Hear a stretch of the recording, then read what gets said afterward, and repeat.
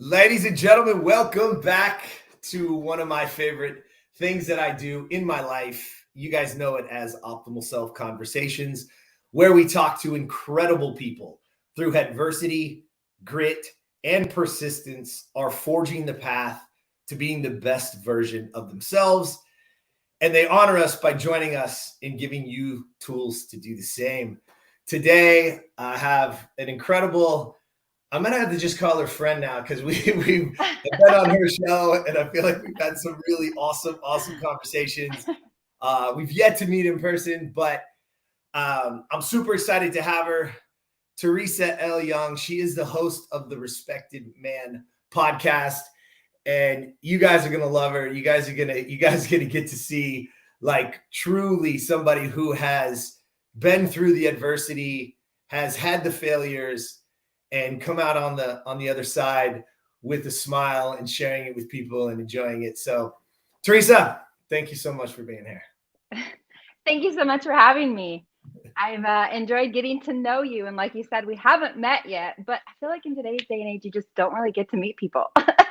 Right. It's this weird, like technology, like you feel like you know everybody, you can Zoom with them, you've met them, right? That's technically meeting.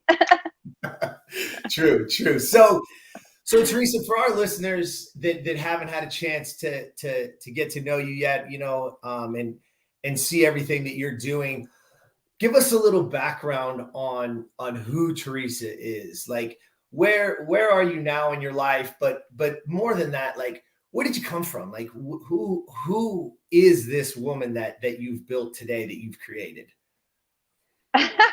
That's a loaded question. Oh my goodness. Well, I'm 45 years old. I have 3 kids. I live in Arizona. And if you really want to dig down in the trenches, I grew up in a really small community up in Northwest Oregon and grew up on a 500-acre farm in a single wide trailer in the middle of nowhere. Like nowhere.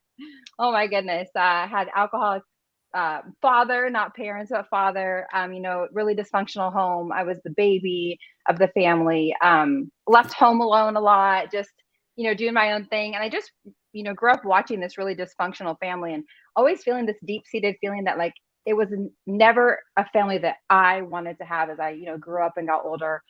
And I ended up moving out when I was 16 years old. And I didn't just move out, I moved to Michigan with my best friend from Oregon. So I moved to Michigan, finished up my last 2 years of high school there.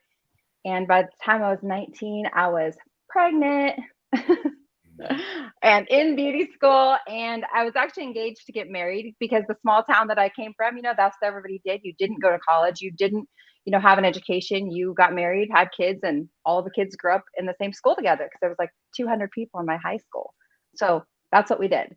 So I was doing what everybody else did in a small town and had my first child at 20 years old, was married, and that marriage didn't last long, given the foundation I'd had in my life. And then we were basically, I say kids having kids. I always joke around and say marriages should fall off of your record like DUI or something, but they don't go away. Divorces don't go away. Just chalk it up for the rest of your life. It's going to stay on your record.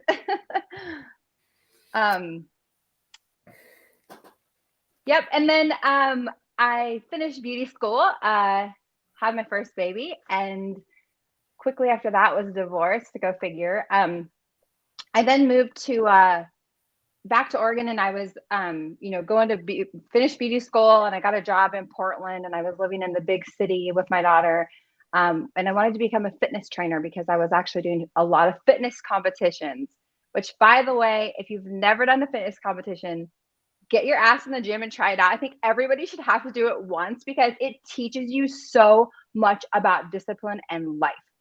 I was like, I won my first fitness competition. I was Miss Fitness Oregon. I got picked top 25 in the United States, flown to Mexico City to compete, went to Redondo Beach. I started to judge. I went to, Miss Fitness USA finals, competed there.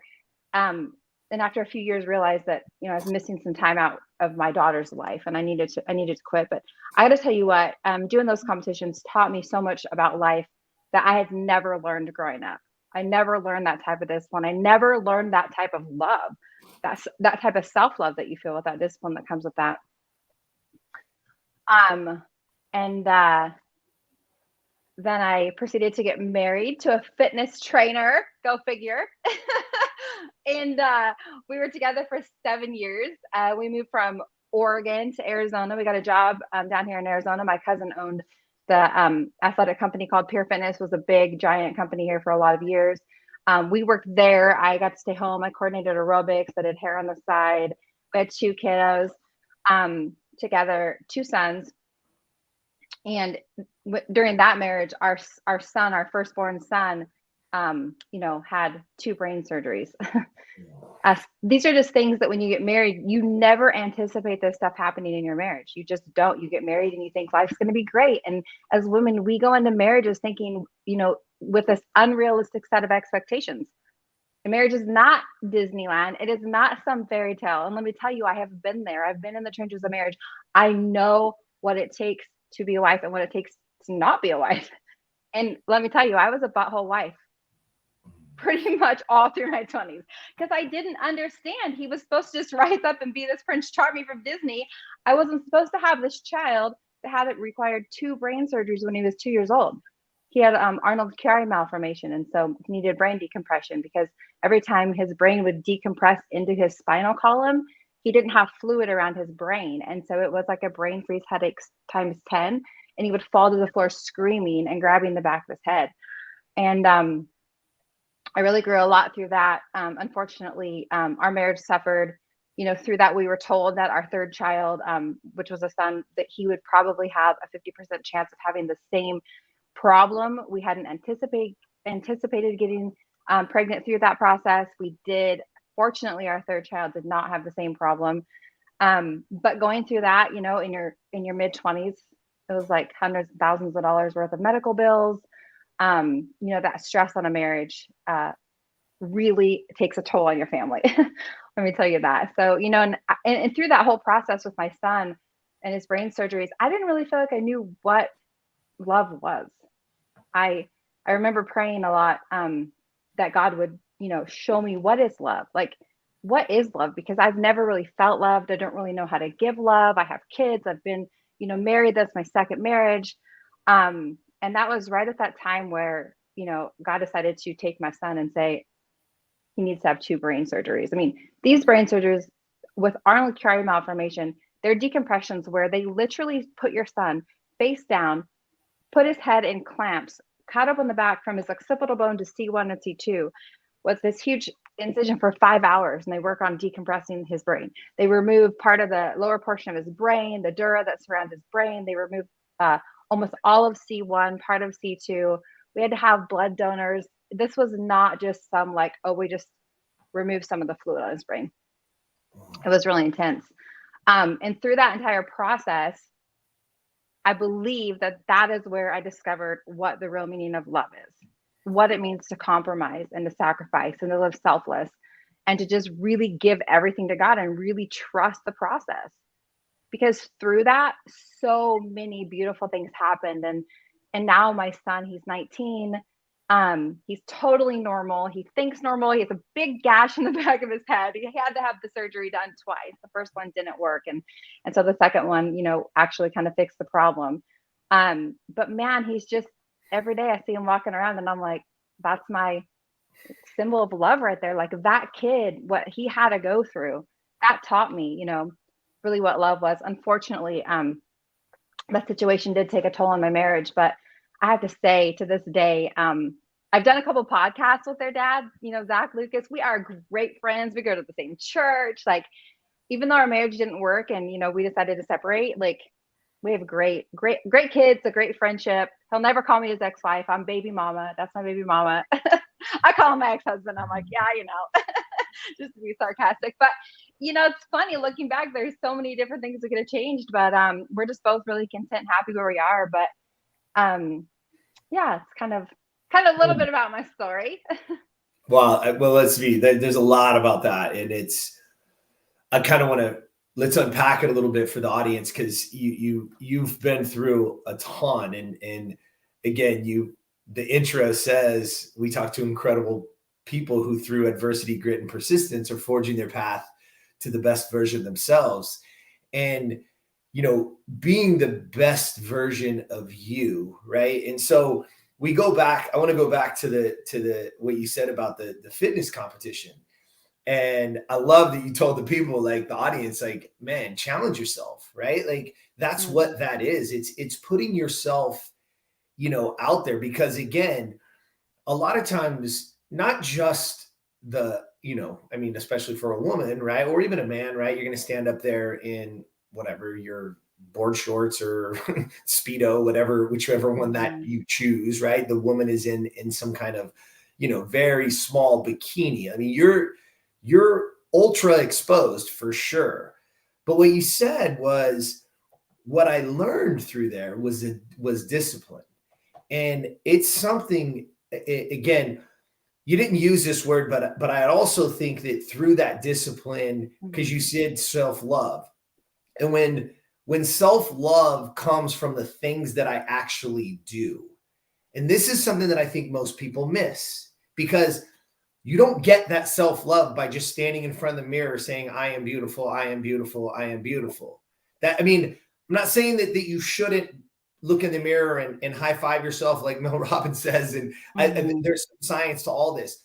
But what I do know is that type of self-love and that type of confidence in myself comes from actually doing something. So you had to get up, you had to show up, you had to eat properly, find the foods, do the things, cook the food, whatever it is, right? It's like, and I don't know in those days. Let's take it to a whole nother level. I Yeah. had a baby. I was not an athlete because I had to work. My first job, I was 14 years old, and I had to work. My parents didn't pay for anything for me. We didn't have the money, and I was the baby, and I was just left to do my own thing. So I worked. I didn't get to do sports. I should have been an athlete. I'm an amazing athlete. Anything I touch turns to gold. Now I recognize that. I wasn't. But I got to tell you, like doing those competitions, it just changed my life. It really did. And it was back in the day, because I'm 45 years old. So when I did these, oh my goodness, 22 years ago, we didn't have like the internet like there is now. And so I was poor. I had a baby. I had just started being a hairstylist. So I still have it. I have a 3-ring binder, and I went around to the people in the town, the businesses, and I asked for sponsorships. And one of them was teeth whitening, which is hilarious. Oh my goodness. And I got sponsors to go travel, to pay for my tickets, to pay for all these things. And this was, I mean, I love digital marketing. I specialize in it now, but I was doing it to raise funds to, you know, have the ability to go do that. So it gave me a sense of confidence too.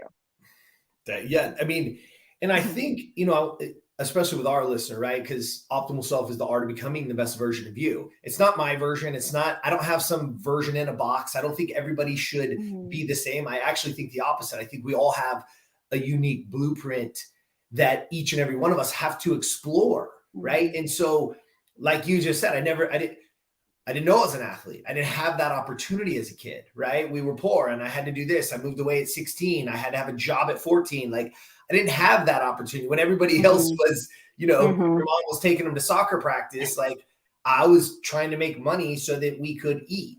You know what I'm saying? Like there's, and I think that's an important element for people to understand, is that sometimes we have to get into things that are outside of our norm. That's not your norm. Obviously, sports was not something, or that kind of athleticism wasn't something that you had the opportunity for. But as you now start to create the best version of you, and that creating that again, and it's an evolution, right? Because we can all go back and say, and I say it all the time, right? I mean, at 25 years old, like I was an asshole. Like you couldn't tell me shit. You couldn't, right? Like I was running on and off of professional baseball fields, getting paychecks from, you know, an organization. Like you couldn't tell me shit. Like I wasn't listening, even if you did, right? And now, do I wish I would have? Of course. But I also, again, had to learn those lessons. I had to fall on my face. I had to get kicked, you know, of my own doing for sure. But just like you said, you learn confidence through discipline. Confidence is only earned.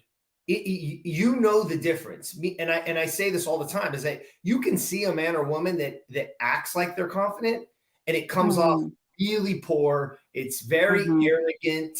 It's somebody you don't even want to be around. But when you see that person who is truly in their own skin, and like, you know, you see that kind of confidence, and usually it is in what they do, right? Like, and it's because they've earned the right to be confident, and they have that feeling where they can have that conversation with people, where they can help people, and they can do those things, and you see it. And I think I want everyone to really understand that, because that type of discipline, it does, you said it teaches you so much, and it does.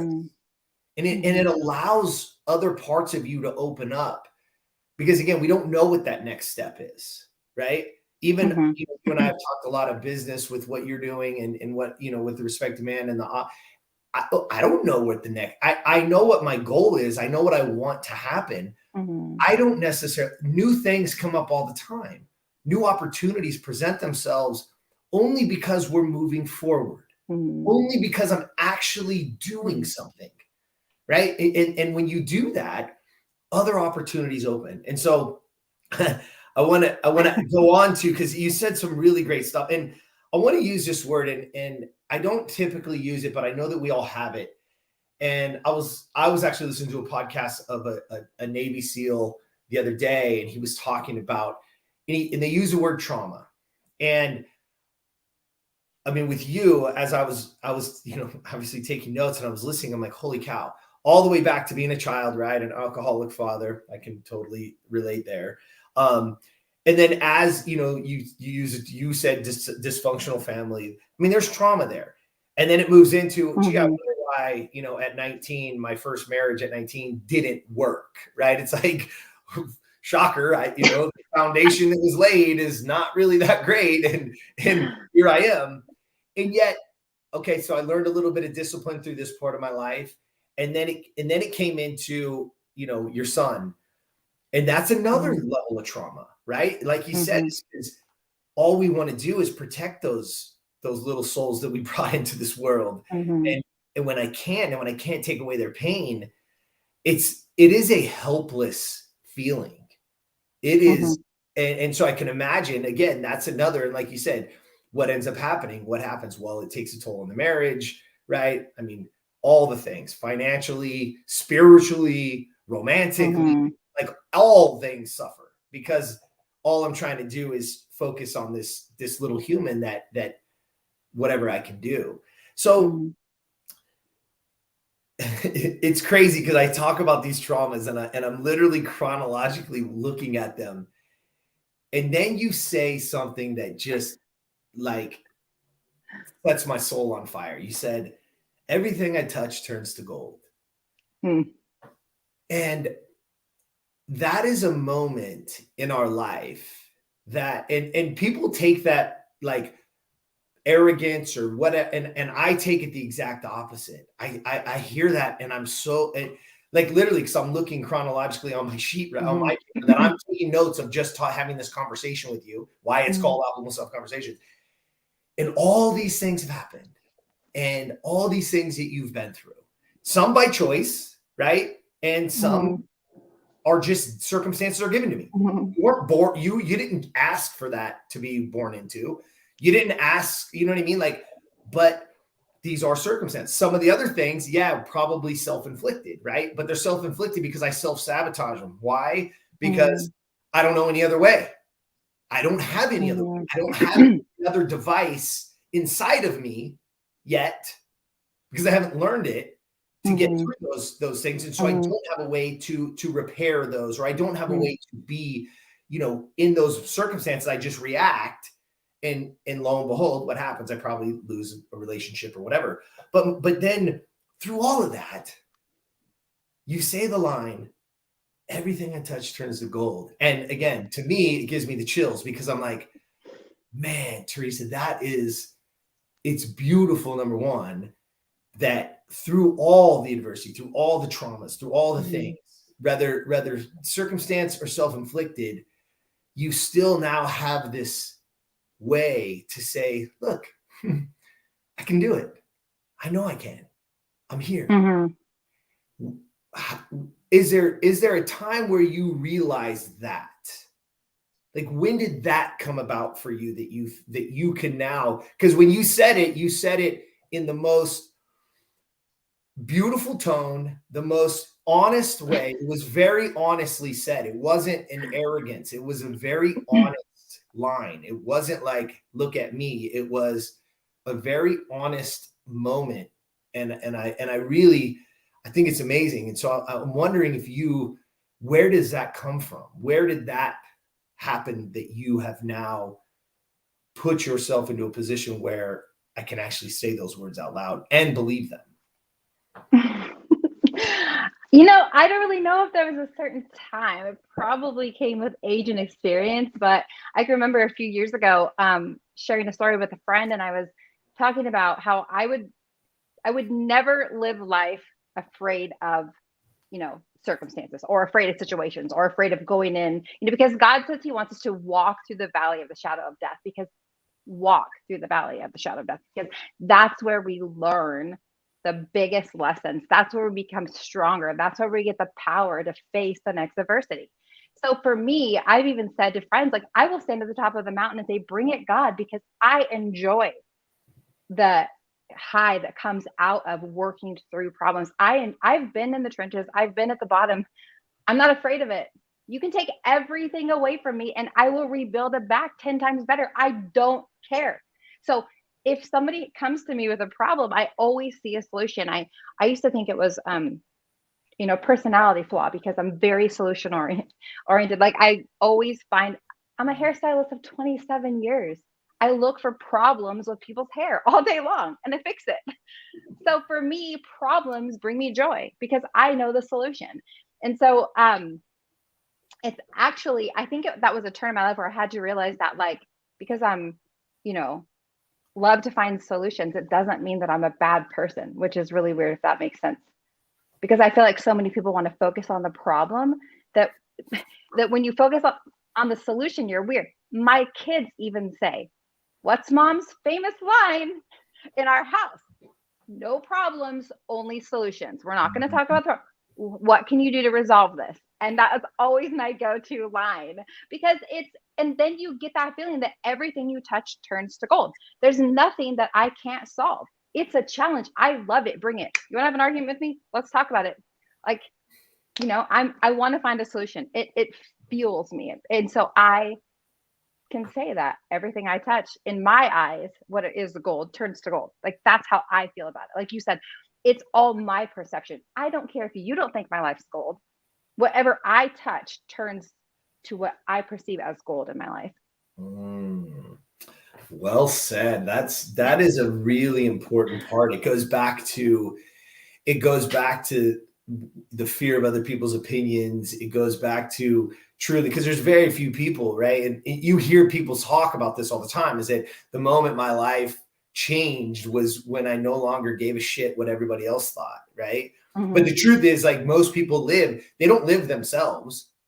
They live being what they think you want them to be. Mm-hmm. Right? So my thought is, oh, Teresa wants me to be this, and so I'm going to be this. It's not truly what I want to be.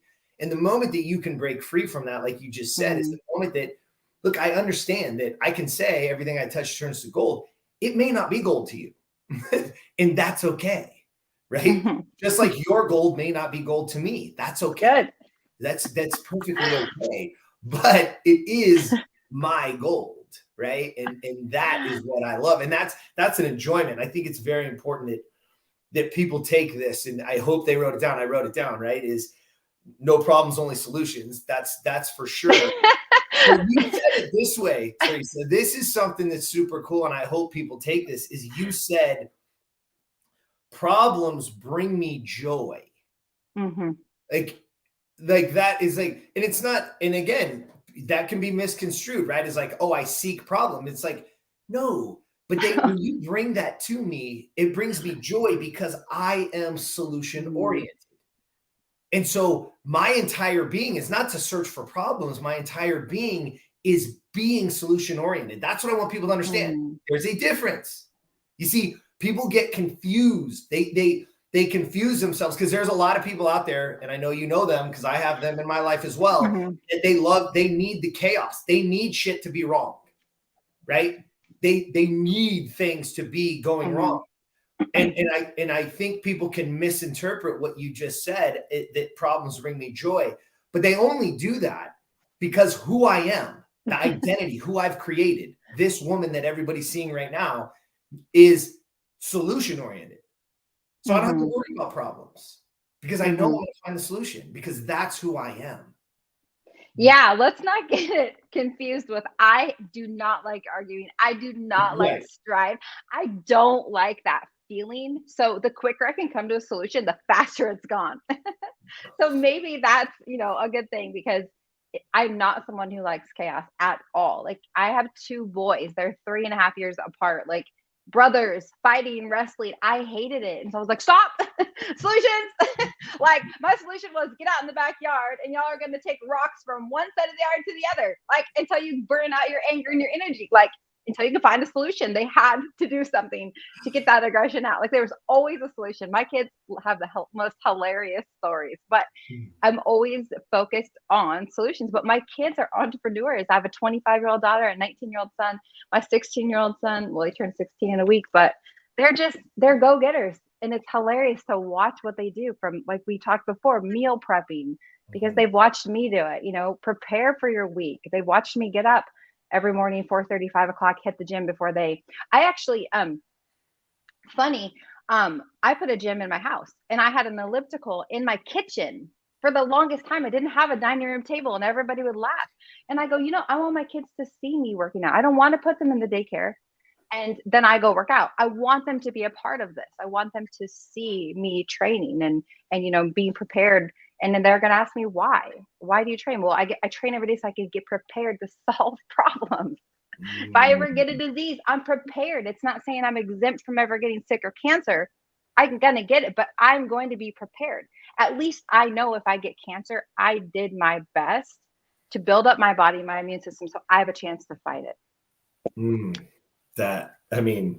That should be on billboards. It shouldn't be, the other stuff that they're saying that's what the billboard should have.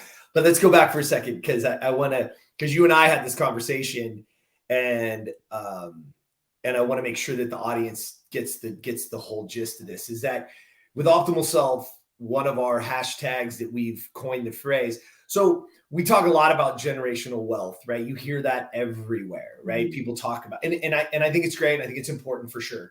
But when we look at generational wealth, what happens though, in most cases, that by the second or third generation, that wealth is gone.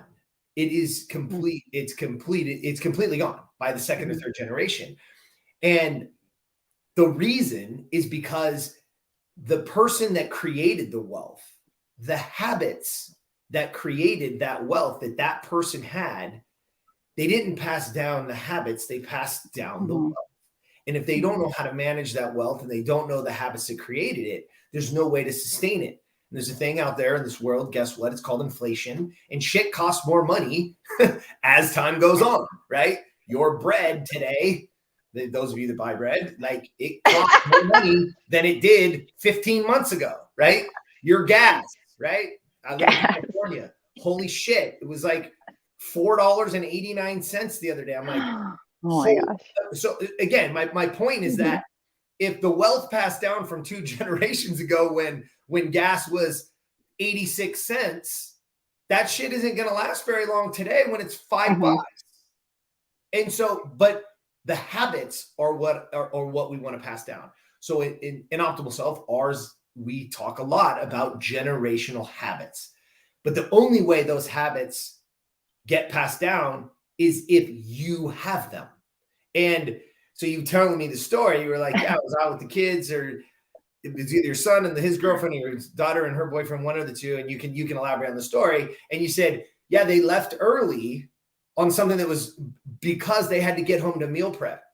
Like, whoa.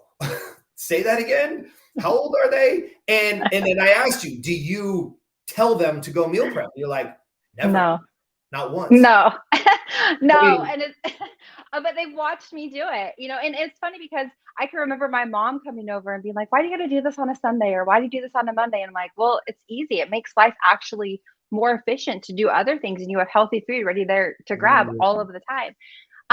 And speaking of generational habits, nobody ever taught me about money, ever. Like, you don't get taught in school. My parents didn't have a lot of money. And I learned the Dave Ramsey method early on, and I thought, I'm going to teach my kids this. And this is a very true story. But from the time my kids were 4, I call it Dave Ramsey them. But they got allowance for doing chores. At 4 years old, they were putting dishes away. They were helping me with everything I did in the kitchen. We had stools, so they never had an excuse they couldn't reach something. And I would stack things and they would help me put them away until they could actually unload the dishwasher themselves.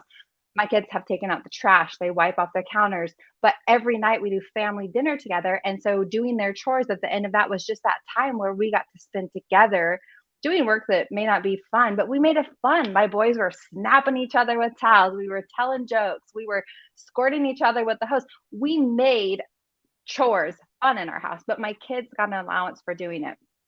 They had a spend, save, tithe envelope. And so from the time they're 4, they don't know anything different than you help contribute to the family with your finances. And so they had responsibility with things like, if they broke something in my house, they knew they were going to have to pay for it. And I was never mad because it didn't come out of my work pay, it came out of theirs. I would buy them a lunchbox for school. And if they lost it or left it at school, they had to buy the next one. It was actually funny. One time, my son, that is now 19, he would not stop leaving his socks around my house everywhere. And I finally said, Jackson, I'm going to throw every single pair of your socks away. And when you don't have any more socks in your drawer because you don't put them away, you're going to have to buy yourself some new socks. And I'll tell you what, he thought I wouldn't do it. And I did it. And it killed me. But every time he had left his socks on the floor, I'd pick him up and throw them away. Pretty soon he's like, Mom, where's my socks? And I'm like, I don't know. You tell me. And he had to spend $25 when he was like 10 years old to buy 2 packages of socks. And he will never forget that. But it was the best lesson because that's how it is in life. Like, he learned that my kids learned so much about finances. And it's funny now because my 19-year-old, he has just moved out with his girlfriend, and he was talking about, they have a dog, and he was talking about, I moved into this new house and I had all these unexpected expenses, and I had to take my dog to the vet, and it was like $800 and blah, blah, blah. And I go, oh yeah, really? I said, how's that going? And he goes, well, it's good because I had the emergency fund, so I had a couple $1,000s saved, so I'm good, we're good. But thank God I had that. But my kids have always had an emergency fund. Like one time my daughter did something that really pissed me off. And I was like, how'd you pay for that? And she was like, my emergency fund. And I was like, oh, damn it. He backfired on me. Oh, shit. But I've taught them that. Like, they don't know anything different, Yeah. So, I mean, wow.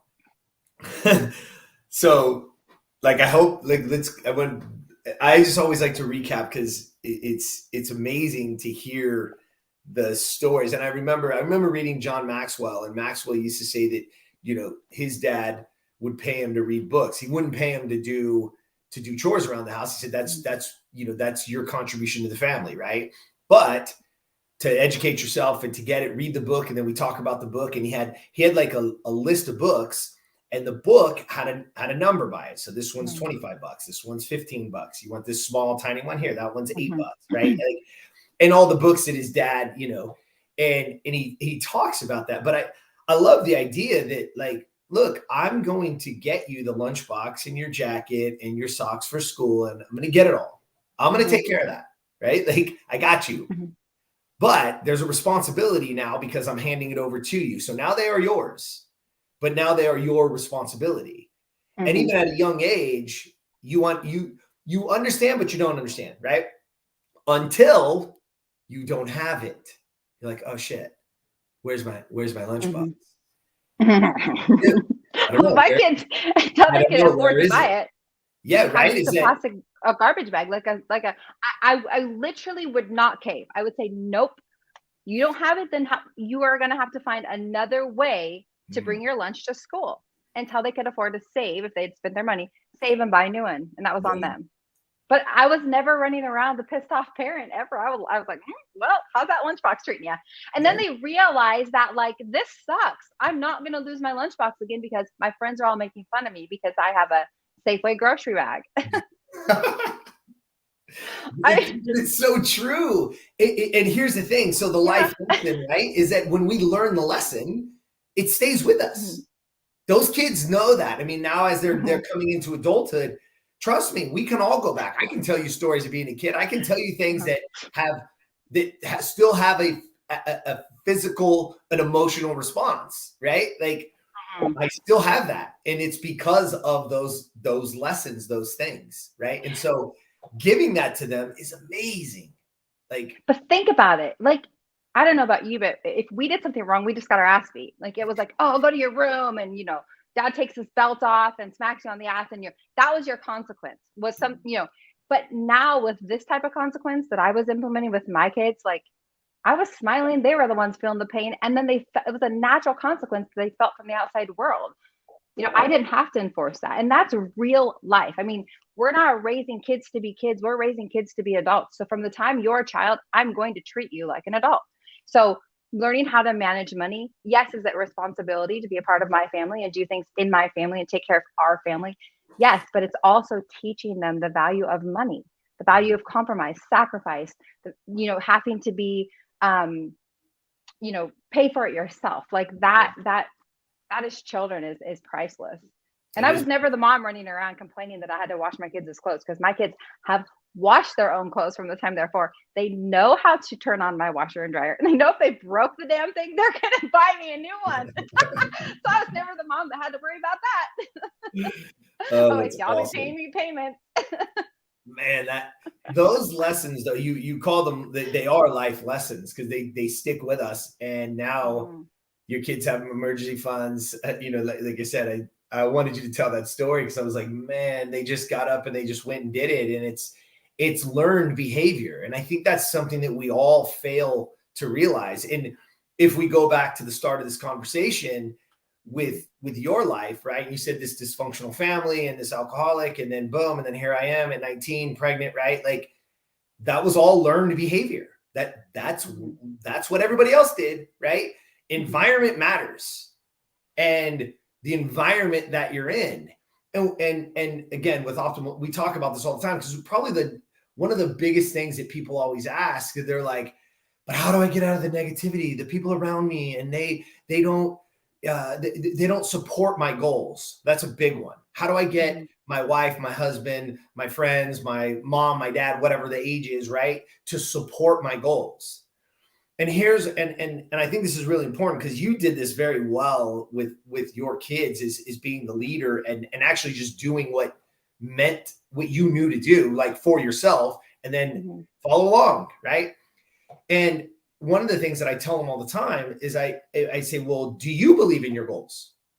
They're like, yeah, I want to have this one, whatever. I want to lose 50 pounds. I want to have $1 million business. I want to have like whatever it is, right? And then you really ask them, like you really dig in and you go, wait a second, what are you doing daily? Because if you told me, right, if that person, even for you, for instance, right, if you were like, I'm going to be in fitness and I want to win this competition. And then your alarm goes off and you're supposed to go to the gym and you're like, yeah, not today. Right. And then you go in and you're like, oh shit, I'm in a hurry. I'll just grab something. And so I drive through on my way to work or whatever. Right. Well, clearly those are not activities. Those are not ways to win the fucking competition. Let's be clear. And I want people to understand this is that we do that in our regular lives all the time. We say we want something, but yet what we actually do is not the same. It's not. And we don't do. And so but yet then we expect everybody else to support our goals. Like, but you're not even doing, like, show up every day.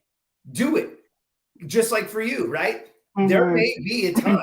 I mean, my girls came to the gym with me. My girls Hell, Tay was little. Like, I mean, when I, playing baseball, and she'd come to the park with me.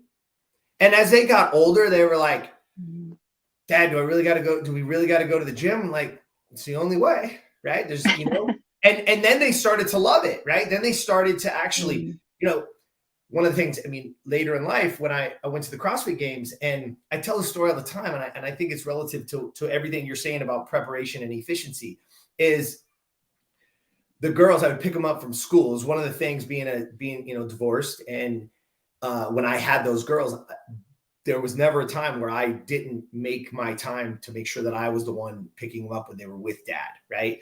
And they would come with me. They'd come with me to my office, do real estate, or they'd go to the gym with me. And I used to always have my niece with me as well. And so, Tay was a little bit older. So I'd have my little one, Ryan, and my niece, Cameron. And literally they had bean bags, they had tables, they'd come in and they had their own spot in the gym, and they would do homework, and, they'd have food and they'd eat, and they never complained. And there are days where Dad had to get those extra workouts in. I'd go in and they were just covered up in their blankets on their bean bags, either, watching a movie or asleep. And I tell that story because in our life, it's never by ourselves. Like, there's sacrifice. Those girls sacrifice. And I can tell you this, event 4, deadlift and box jump, and I win, number 1 in the world. And I jump down off that box, and I see all the white shirts, because everybody had their white Herider shirts on. And I catch eyes with my little girl, and I don't even know. She's probably 11 or 12 at this age-wise. And she's bawling, like crying. I look over my mom. My mom's crying. And it just couldn't stop, right? Like, immediately, like, for no other reason than just this emotional moment, right? And afterward, when I was sitting down and I was reflecting on that moment, I realized, like, they were part of that. All of them sacrificed. Ryan sacrificed those moments of being with, she was with Dad, but it was at the gym. You know what I mean? Like, would you rather go home and sit at home? She's like, no, I'll stay here. I'll be here, Dad. Don't worry. We're right here. And sometimes they'd come out and get on a bike or mess around, or, you know what I mean? Like, or even do a little workout on their own. But they were part of it. That success for them, right? And now, what are they learning? They're learning that it takes, Dad, there's nobody else here. It's dark outside and you're still going. Like, yeah, that's what it takes. It takes to do the shit when no one's watching. It takes to do the shit that nobody else wants to do, if you want that life you say you want. And so for you, being with your kids and showing them, like, that's the biggest key I want people to understand is, you said this early, is the preparation. Like, I'm just preparing. I'm preparing for my week. I'm preparing them for life. No, you lost your lunchbox, you're going to buy it. That's preparation, right? And then you use the term efficiency, because you said, and it makes my life easier. How, like, that mindset, I hope you write that shit down, people, because meal prepping or getting ahead early or shit, pick out your outfit.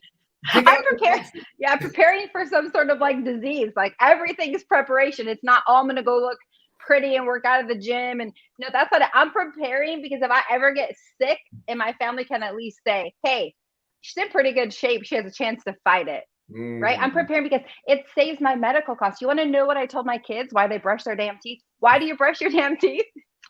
That's your dental insurance. Like, I can pay for dental. Brush your damn teeth. That's your dental insurance. I mean, come on. You don't want cavities. You don't want to go to the dentist. You don't want to have this astronomical bill. Like, brush and floss your teeth. Prepare. That is awesome. That's, I mean, again, the way that you see the world, again, to like hearing what you say and how you're educating the children, how you're preparing the children, how you even do it in your own life, is that, so many people look at those things as a chore. Like, oh God, I gotta, you know what I mean? Where you're like, no, that's the insurance. That's the preparation. Like, here, every ounce of my life, every single day, I'm preparing for. Well, every time you walk out of your door, there's going to be some sort of adversity or challenge. I mean, think about the caveman days. Like there was a lion that ate you, or a saber-toothed tiger, or a storm. Like we are fighting against death every single day.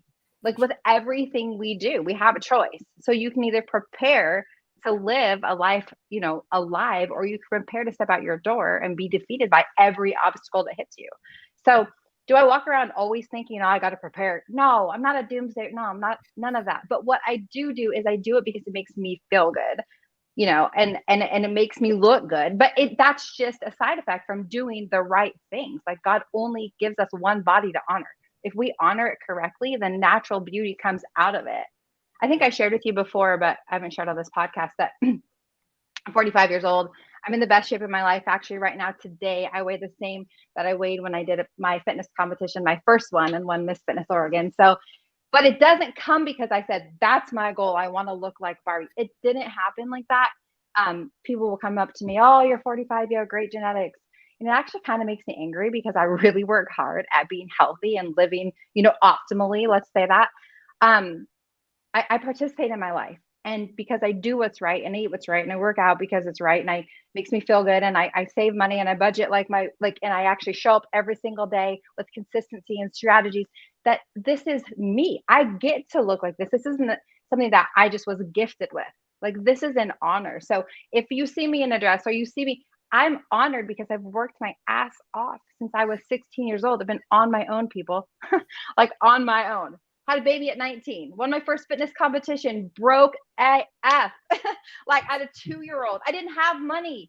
I made the front page of the newspaper in my small town in Astoria, Oregon with 10,000 people where the Goonies was filmed. I was in a parade. I was like, what? I literally walked on stage like you. And they were like, and the reigning Miss Fitness Oregon is. And then I got a call like in 2 weeks and said, we picked you top 25 in the United States to go to Mexico City, all expense paid fitness competition. You in? I was like, me? What? And I had to raise more money, and it's empowering. But really, when you show up in your own life, and you don't need people to support your goals. All you got to do is believe in yourself, and you don't even need to know what the outcome is. Just know you have the desire. And a lot of times when you're setting goals, it's kind of a temporary fix. It's a vision. And I love to not set my hopes on being so specific on that goal, because like you said, Jeremy, a lot of times you can have an idea, have a vision, have a goal, and it actually ends up transitioning into something even more beautiful than what you had ever anticipated. Yeah. You don't need people to believe in that shit, because they're not gonna believe in it. Like when you arrive, you're just like, yes, I knew it. and Yeah. People that have a fixed mindset, they'll say, well, that's funny because that wasn't your goal. You ended up here. And I'm like, yeah, that was my goal, but look where I ended up. Like, it's so much better. Yeah, because that's what happens when you're moving forward towards something. Like other things happen, other things open, other doors open, like honestly, Optimal Self. I wrote the program, I wrote the principles, I followed the principles. I was journaling for myself. It was nobody else for a decade. And then all of a sudden somebody was like, man, you should be doing a podcast. You should be doing this. I was like, I never thought of that. Honestly, that wasn't my idea. It wasn't. Somebody else said, bro, I saw you on stage. I saw you talk about this. You know what sucks? That only the people in the room heard what you said. And I was like, okay, elaborate on that. What do you mean? He's like, you should be everywhere. Like that should be digital. People should be able to find that. There should be audio. This shit should be on video. And I was like, okay, like that's a great, like I had it was never ever you know what I mean? That wasn't something in my head. It wasn't something that I thought. And to be honest with you, I pushed back for a long, long time. I really did until the pandemic, And then I was like, all right, I can't even leave my house. I'm bored of shit. Like, what am I going to do? You know what I mean? I can't teach. I can't go around and speak anymore. I can't, like all the things that I was doing, they took away every single thing I do. Everything I loved. Everything. Gym? Nope. You can't go there. Right? Speak in front of people and give back? Nope. Can't do it. Right? I mean, like everything that meant shit to me, they were like, those are the things you can't do. But if you need to go to Bevmo and buy a 2-liter of vodka, you can do that. Like you can go home. Alcohol sales are go ahead and get drunk. Like, damn you, don't go outside, don't be healthy, you know what I mean? Don't get back to others, whatever you do. Anyways, but my point is that, you know, you're right. Like, people think the things that come are because, you know, oh, you're again, you're lucky, right? I told you this before. It's one of my biggest pet peeves on earth. The two things that I hate: you're lucky or your genetics are good. No, they're not. Mm-hmm. Or the person that says I'm unlucky and my genetics are bad. Like, no, they're not. Oh yeah. What you put in your mouth is what's bad, right? Like, I've had this conversation. Obesity runs in my family. No, it doesn't. Like, no, that's not your genetics, bro. It's the fucking bag of Doritos you eat every night and the 2 liter of Mountain Dew. Like, that's what does it. Like, habits. Right? Nice genetics. No, but all right. So listen, Teresa, I could do this all day. You're incredible. I mean, we need to people, you know, to get these guys, especially the guys that listen to this, man, they need to jump over. You know, listen to the Respected Man. I love what you're doing. This is a part of the show at the end. I call it quick hitters. You've already touched on these, which is amazing. So it's awesome. But I'm going to give you a word, and I just want you to kind of elaborate on, you know, how it hits you and what it means to you. And the first word I use in quick hitters is impact. What is the impact you want to leave, and what does that mean to you? You know what? I love that word, actually, because I've often gotten down on myself because I feel like I'm not leaving my family generational wealth, which is crazy. But the impact that I have on my children will last far longer. The things I've taught them will last far longer than leaving them a legacy of wealth. That's the impact I want to leave. And I mean, we talked about that earlier, but yeah, like that's awesome. Awesome. I don't want to, I mean, that's beautifully said. And then this word you've used several times, and I love it, is discipline. And so what does discipline mean to you, and how does it affect where you're going and what you've done?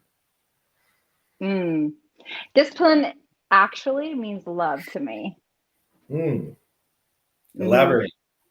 Because through discipline, you can reach new heights. You can go anywhere you want to in life, and you have people that rise up and support you when you're disciplined, or you teach discipline. Discipline isn't a negative word. Discipline is a positive word. It means somebody actually loves you and cares enough to actually see you succeed in life.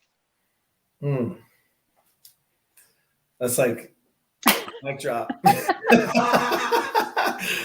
Teresa, it's fantastic. Ladies and gentlemen, I knew coming in here was going to be incredible, but I hope you guys took away, you know, the discipline, the impact, and you see what she's doing and how she's leaving it. It's not always about wealth. You can impact people in so many other ways. Your discipline is love. It's love of self. It's love of showing it to others. It's the ability, when you show that kind of discipline, you're going to build your confidence, and your confidence is what people are going to be attracted to, and it's going to be the best version of you, right? Build that through impact, through discipline. And I think everybody should adopt the mantra to say, everything I touch turns to gold. It's my gold. It's my gold. Yeah, my gold. Well said. Well said. Teresa, thank you so much for joining us. Absolutely incredible. Thank you for having me. It was a pleasure. All right. Until next time, ladies and gentlemen, get out there and be the best version.